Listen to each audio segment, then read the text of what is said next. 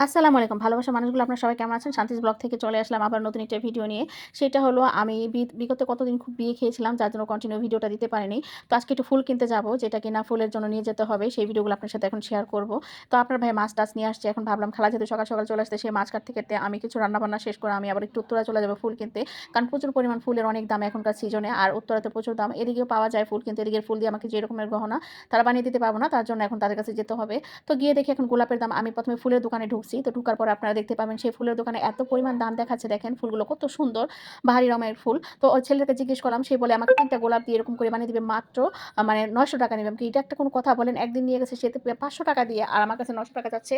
তারপর ভাবলাম যে আপনারা কিভাবে মানুষের কাছ থেকে এরকম দাম নেন? এটা কি কোনো মানুষের কথা? আপনারা কেন এত দাম নিবেন? লোকটা বলতেছে আমরা তো দাম চাবোই এরকম সেরকম। তো যাই হোক তাদের সাথে কথা-টথা শেষ করি। আমি মাত্র ৳৫০০ দিয়ে ফুলটা বানিয়ে নিলাম। ওনাদের দোকান থেকে ৳৫০০ দিয়ে ফুল নিলাম। ফুল নিতে এখন আবার শেষ করি। বাসায় চলে যাবো যেহেতু আমার খালাকে বাসায় রেখে আসছি। আর এই তো দেখছেন হাতের মধ্যে আর এখন আমি চলে যাবো বাসার দিকে। এখন এমন একটা বিপদে পড়ছি যে আমার কোনো বাস নাই। আসার সময় আমি উপর দিয়ে চলে আসছি। এখন যাওয়ার সময় আমার রিক্সা দিয়ে যেতে হবে। যেহেতু টঙ্গীর ব্রিজটা আমার ভেঙে গেছে। আমার আর কোনো উপায় নাই। এভাবে যেতে হবে। তারপর যেয়ে এক কাজ করে ফেললাম। দেখি আপনার ভাইয়ার কাছে আমার ছোট ছেলেকে দিয়ে গেলাম। আপনার ভাইয়া বলতেছে ছোট ছেলেকে রাখবে। তার জন্য ওর কাছে দিয়ে গেলাম। এখন দেখি যে সে এখন তার বাবার কাছে থাকবে না। এখন আমার কাছে তার যেতে হবে। সে আমার কাছে চলে যাবে। কি আর করার? তারপর এখন চলে যাবে। আর দেখেন এত ফলের দোকান। আমাদের বাসার আশেপাশে প্রচুর পরিমাণ ফলের দোকান। দেখেন কত রকমের ফল। হরেক রকমের ফল এখানে পাওয়া যায়। তো এই ফলগুলো এখন হলো সিজনালি ফল। তো ভাবলাম যে ছেলেকে নিয়ে তাহলে ফল না নিয়ে এক কাজ করি।